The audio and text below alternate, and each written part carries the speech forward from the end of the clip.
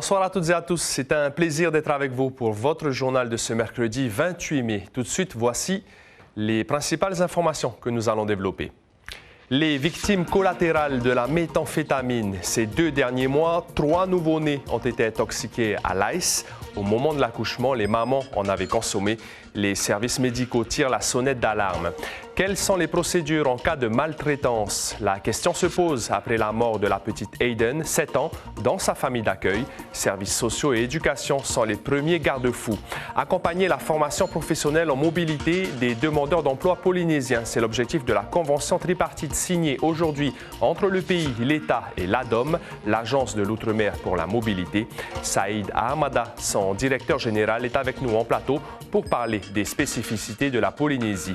Les pirogues Hokulea et Hikianalia sont actuellement à Hilo, à Big Island. Elles quitteront l'archipel hawaïen dans les prochains jours pour prendre la direction du Fénois où un bel accueil les attend. Nous parlerons des objectifs de ce voyage et du programme des festivités prévues à Tahiti avec Matei Tutave, membre de l'association Tainui Friends of Hokulea. À un mois, quasiment jour pour jour de la soirée d'élection de Miss Tahiti, on part à la rencontre de Rachel Moutam, candidate numéro 10, véritable coqueluche des réseaux sociaux. Son humour et son autodérision font un carton. Merci d'être avec nous. Le fléau de l'ice touche même les nouveau-nés polynésiens. En l'espace de 2 mois, au moins 3 naissances ont eu lieu alors que les mamans étaient sous l'effet de la méthamphétamine. La situation est grave et les médecins s'inquiètent car bien souvent, les jeunes mamans ne mesurent pas les conséquences irréversibles pour leur bébé. Juan Potoru, Mirko Vanfou. Pour cette visite médicale de routine, aucune anomalie détectée, surtout Eva, un nouveau-né de 3,6 kg. Pour sa mère Puerava, ce n'est pas une surprise. Toutes les précautions nécessaires ont été prises durant sa grossesse. Faire sans alcool et sans la cigarette pendant la grossesse. C'est pour éviter d'avoir des complications et pour la santé. Au service de néonatologie, 4 à 5 naissances sont enregistrées par jour. Un rythme normal qui s'est toutefois compliqué avec l'arrivée des patientes consommatrices d'ice, déjà 3 cas en 2 mois. Une situation alarmante car la prise en charge à la naissance est beaucoup plus lourde et difficile. Le dernier en date, il faut dire les choses comme elles sont. La maman avait fait une prise juste avant la naissance de l'enfant et on a eu un enfant qui ne s'est pas du tout adapté à la naissance. Ça veut dire qu'il s'est mis ce que nous on appelle un retour à la circulation fœtale. Ça veut dire que c'est un enfant, à l'intérieur du ventre, le sang circule dans un sens et à la naissance, il doit se mettre à circuler dans l'autre sens. Il ne s'est pas adapté. Ça veut dire que pendant 5 jours, on se bat pour lui permettre de s'adapter et de se comporter correctement. On n'a pas envie qu'à un moment de perdre un enfant parce qu'il y a eu ces produits qui déjà provoquent plein de choses chez les adultes, donc imaginez chez un nouveau-né. Pour Yasmina, sage-femme au CHPF, l'addiction à l'ice est souvent liée à des problèmes sociaux. Des mesures d'accompagnement sont nécessaires pour aider ces patientes consommatrices à sortir de ce milieu corrosif. La manière dont on peut les accompagner de façon bienveillante et de comprendre leur histoire peut les aider à s'en sortir. Parce que je pense que le phénomène il vient de là, de leur vécu émotionnel et de tout leur passé difficile. Pour aider les patientes addictes à l'ice, un programme spécial sera mis en place rapidement au CHPF. Il sera complété par l'intervention d'addictologues et un sevrage adapté sur 15 jours. Le drame de la petite Aiden a beaucoup ému au Fénois. Le spectre des violences physiques, qui plus est sur les enfants, a ressurgi. Alors qu'elle était placée en famille d'accueil, l'enfant de 7 ans a perdu la vie après avoir été maltraité. Ce soir, on s'intéresse aux procédures mises en place dans le milieu scolaire, puis à la direction des solidarités et de la famille en cas de faits avérés. Chiquita Teiva, Teiva Ribé. L'école, lieu privilégié pour évaluer la santé des enfants, où l'on peut aussi repérer des victimes de maltraitance. Symptômes physiques, changements de comportement, signes émotionnels, chaque année près de 250 signalements sont effectués par les enseignants. Cela va de la suspicion à des cas graves. 90 d'entre eux relèvent de l'urgence. Lorsque nous avons une situation, un signalement urgent, qu'est-ce que vous appelez par urgence? Nous constatons des faits de maltraitance, qu'ils soient physiques ou parfois les enfants victimes d'abus sexuels peuvent se confier à l'adulte également. Dans ce cas-là, nous recueillons la parole de l'enfant et ce signalement urgent est adressé dans la journée au procureur de la République. En effet, plus de 1600 signalements concernant des mineurs ont été traités l'an dernier par la DSFE, la Direction des solidarités de la famille. Un chiffre qui s'ajoute aux 2500 enfants déjà en placement administratif et judiciaire suivis dans le cadre de la protection de l'enfance. Les travailleurs sociaux, en fonction du degré, essayent d'aller sur le terrain en quelques jours. Ça dépend vraiment. Si le mineur fait l'objet d'un viol ou autre, a fait une tentative de suicide non signalée par l'environnement familial, l'intervention de la DSFE elle se fait très rapidement. Malheureusement, ils ne sont que 20 travailleurs sociaux dédiés au signalement et 40 voués à la protection de l'enfance. C'est peu au regard du nombre d'enfants dont ils ont la charge. En fait, il y a 3 niveaux. Bien sûr que ce n'est pas suffisant. À un moment, il faut être honnête. Ça a déjà été reconnu à plusieurs reprises. Je sais qu'il y a des efforts en ce sens. La volonté est présente. Des mesures sont en cours. Mais bien sûr qu'il nous faudrait pouvoir actionner des ressources complémentaires. L'audit réalisé en 2017 par la Direction de la modernisation et des réformes de l'administration pointait déjà du doigt le manque d'effectifs. Selon cette enquête, il aurait fallu 84 agents en plus pour que le service fonctionne. À ce jour, seuls 20 postes ont été comblés. Une marche populaire est prévue le samedi 14 juin pour dire stop à la cruauté et à la maltraitance animale, mais aussi aux violences physiques généralisées. L'affaire de la petite Aiden résonne encore fortement. Cette mobilisation est à mettre au crédit de l'association SCAT, Stop Cruauté Animale Tahiti, créée il y a 3 mois, qui a pour but de dénoncer les faits de maltraitance et d'accompagner juridiquement les personnes qui veulent les faire remonter. Accompagner la formation professionnelle en mobilité des demandeurs d'emploi polynésiens. C'est l'objectif de la convention tripartite signée aujourd'hui entre le pays, l'État et l'ADOM, l'Agence de l'Outre-mer pour la mobilité, un établissement public chargé d'accompagner les migrations des résidents de l'Outre-mer français qui cherchent une qualification ou une insertion professionnelle ailleurs. Oscar Garbut est désormais scaphandrier. Il a bénéficié du soutien de l'ADOM pour se former. On l'écoute au micro de Marcel Bonneau. Une fois c'est accepté, tu passes sur la métropole justement par l'appui, par le soutien, par l'aide justement du territoire, de l'État et du service LADOM. Il t'aide à quel niveau dans tous les niveaux. Hébergement, billets d'avion et en même temps un petit revenu en fin de mois justement pour apporter soutien. Et avec nous en plateau, Saïd Ahamada, le directeur général de l'ADOM. Bonsoir. Bonsoir. Merci d'avoir accepté notre invitation. Je l'ai dit, la convention tripartite a été signée donc cet après-midi entre l'ADOM que vous dirigez, l'État et le pays. Quels engagements ont été pris à travers la signature de cette convention? D'abord, cette convention, merci pour l'invitation, elle permet de mettre en exergue le fait que sur ce territoire, il y a un besoin en compétences. Pour arriver à former des Polynésiens qui aient ces compétences et donc occupent des emplois sur le territoire, soit on a les centres de formation sur place, mais si ce n'est pas le cas, l'ADOM et le commissariat permettent aux Polynésiens d'aller se former, d'être pris en charge financièrement, d'abord sur la mobilité, le billet d'avion, ensuite une aide à l'installation, une indemnité mensuelle pendant toute la durée de la formation, un accompagnement psychologique aussi, parce que c'est important, et un retour sur le territoire. Donc c'est un accompagnement à 360, j'allais dire tout frais compris, entre guillemets, et qui permet au territoire de se doter en compétences nouvelles. C'est l'exemple du scaphandrier que vous avez montré à l'antenne, qui est typique d'une formation qui n'existe pas sur le territoire, mais dont le territoire a besoin. Des formations en métropole ou dans d'autres pays à l'étranger aussi? Ça peut être d'abord dans la zone, on regarde d'abord ce qui peut se faire dans la zone, et ensuite, éventuellement, dans les pays environnants ou en hexagone, tout simplement là où la formation existe, avec toutes les équipes que l'on a de l'ADOM dans les autres départements, régions d'outre-mer, mais aussi en hexagone, puisqu'en hexagone, on a 11 sites qui permettent d'accueillir les Polynésiens qui le souhaitent. Comment se présente l'opportunité? Est-ce qu'il y a des critères à respecter? Alors, il y a un critère de ressources. Cette aide, qui est une aide de l'État, grâce au commissariat et à l'ADOM, est une aide qui est destinée à celles et ceux qui en ont besoin. Donc en dessous, donc quotient familial. Donc j'invite celles et ceux qui sont intéressés à, interroger les services du commissariat. Mais ce qu'il faut savoir, c'est que les formations qui seront dispensées, qui seront accompagnées, sont les formations qui ont été choisies par le pays. C'est le pays qui dit dans quel domaine il souhaite que des Polynésiens soient formés.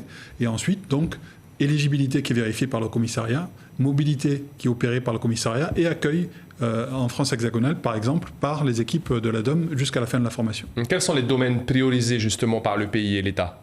Alors, le pays a choisi notamment 3 domaines. Les services à la personne, parce que vous le savez, il y a une vraie difficulté d'emploi et tout simplement d'accompagnement des personnes qui en ont besoin. Domaine environnemental au sens large, et notamment autour des énergies renouvelables, ce qui est extrêmement important pour ce territoire. Et puis, le projet autour de Google et tous les métiers du numérique, tout simplement pour préparer la Polynésie et les Polynésiens à accueillir dans les meilleures conditions, professionnellement, les activités de demain. Ça, ce sont les priorités 2025 ou également 2026 qu'on vient d'évoquer? C'est une convention 2025-2027 avec un objectif de 40 personnes formées tous les ans. Donc ça fait 120 personnes, 120 Polynésiens. Donc on essaie vraiment de faire du sur-mesure et d'être en complémentarité avec ce qui existe déjà sur le territoire. Il existe évidemment des centres de formation.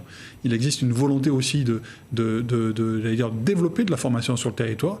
Mais comme on ne peut pas tout développer dans tous les domaines, ce qui est une évidence, l'idée du président Botterson notamment et du Haut-Commissariat et évidemment de l'ADOM, c'est de dire lorsque ce n'est pas possible sur le territoire, appuyons-nous sur les services de l'État, sur l'aide de l'État.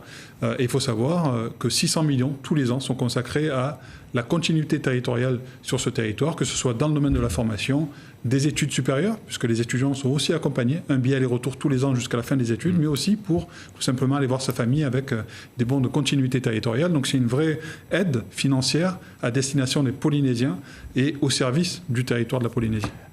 Dernière question avec une réponse rapide. Vous avez rencontré le CEFI, le CFPA, le RSMA, la CCISM, le CESEC. Est-ce qu'il y a d'autres opportunités qui pourraient se présenter à l'avenir, d'après vous, rapidement?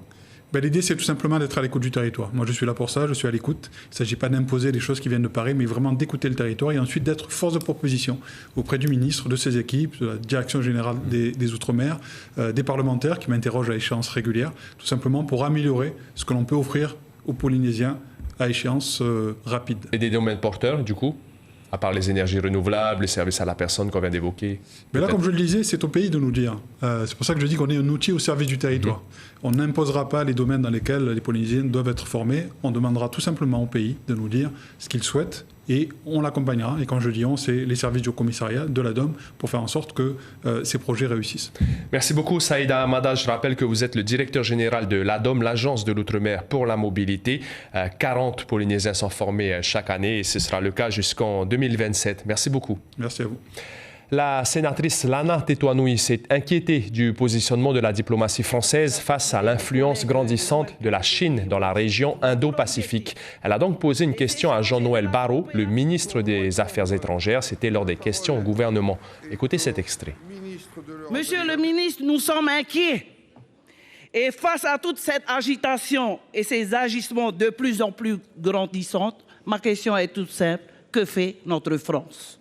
Vous avez évoqué l'influence de puissances régionales dans les îles du Pacifique et particulièrement les îles françaises. Quelle est la manière d'y répondre? Eh bien, c'est de projeter dans la région notre puissance. Ça a été le cas pendant les 5 premiers mois de l'année avec le déploiement dans l'océan Pacifique du groupement aéronaval, le porte-avions Charles de Gaulle, accompagné d'un sous-marin nucléaire d'attaque, de bâtiments de lutte anti-sous-marine et de défense aérienne, d'un bâtiment ravitailleur et d'un groupement aérien embarqué qui, pendant 5 mois, a réalisé des exercices avec des armées partenaires, en Indonésie d'abord, avec 9 autres pays, avec l'armée de l'air australienne, un peu plus tard avec le Japon, exercice qui a impliqué 3 porte-avions et 100 aéronefs, et puis enfin un exercice commun avec la marine indienne d'une ampleur inédite. Les pirogues doubles Hokulea et Hikianalia sont actuellement à Hilo, à Big Island, le port le plus à l'est de l'archipel hawaïen, pour être au plus près des alizés qui viennent du nord-est. Le nouvel équipage naviguera ensuite vers le sud, jusqu'en Polynésie, mais la date du départ n'est pas encore connue. Il faut d'abord observer les éléments. Rappelons que le dernier voyage de Hokulea à Tahiti s'est fait en 2022. Pour parler de ce périple 2025, nous recevons Matei Tutave, membre de l'association Tainui Friends of Hokulea. Yorana. Merci d'avoir accepté notre invitation. Les pirogues ont donc quitté leur port d'attache de Honolulu le 17 mai pour la ville de Hilo à Big Island. Quelles sont les dernières nouvelles des 2 pirogues et quand est-ce qu'elles vont prendre le départ? Alors oui, alors elles sont à Hilo pour l'instant et les navigateurs scrutent l'horizon pour voir les meilleurs signes justement et attendre que le vent les pousse jusqu'au sud.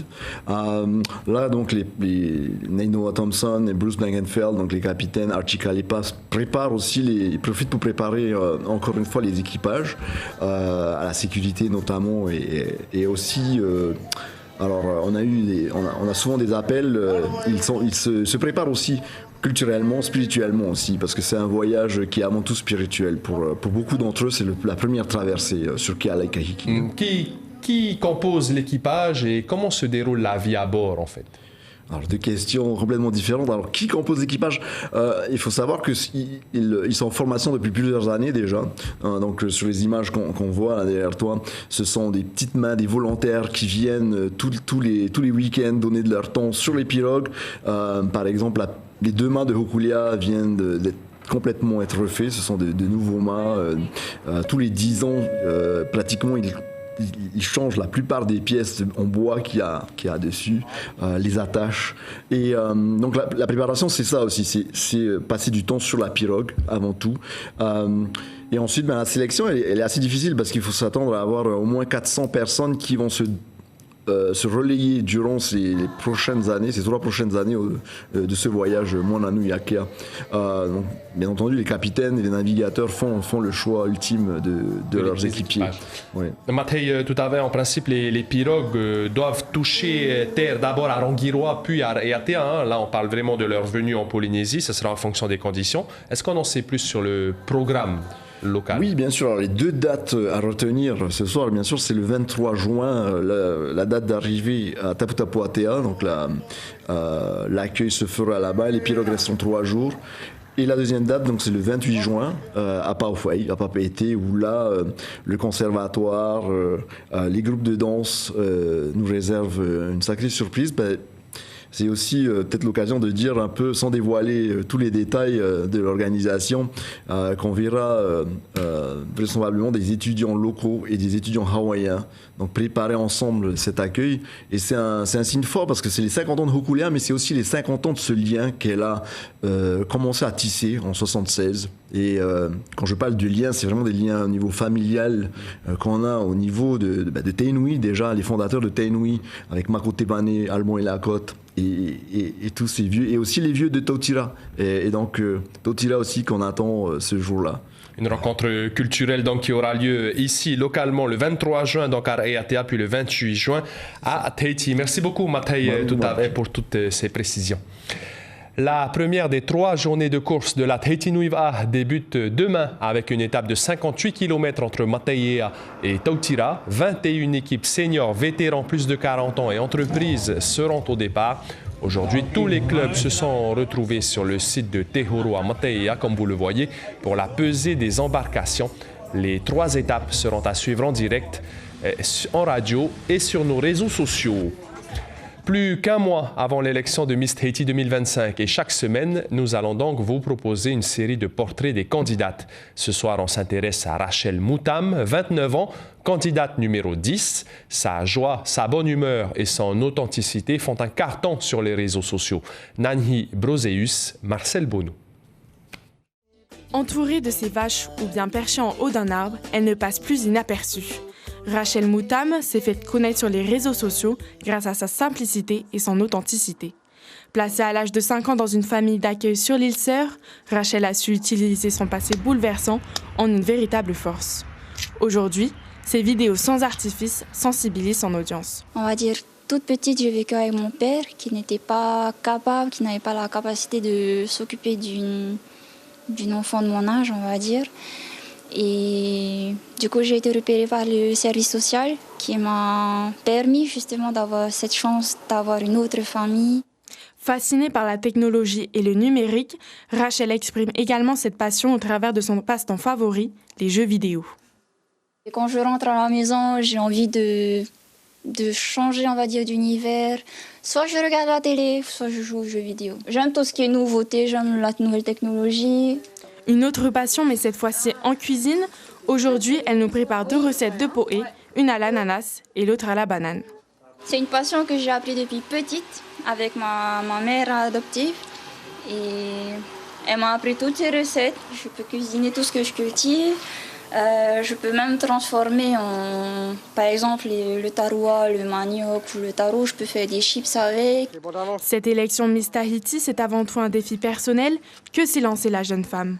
Et je me suis dit, pourquoi pas apporter justement de l'espoir à ceux qui pensaient comme moi ne pas être en mesure justement ou être capable de pouvoir aussi venir et participer à ce concours.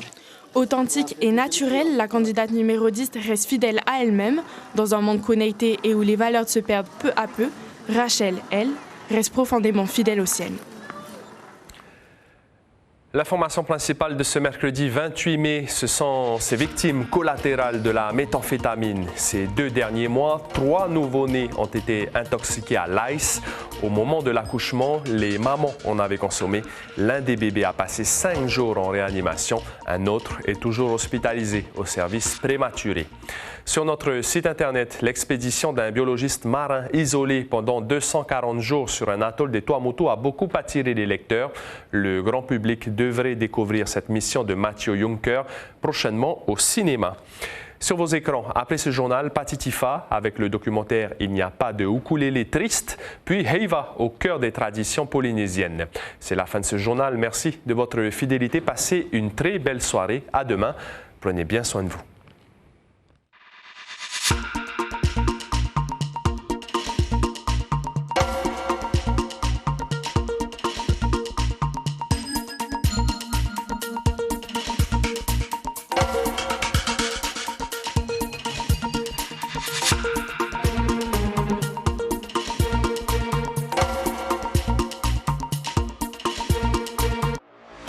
Retrouvez toute l'info sur WhatsApp en scannant notre QR code.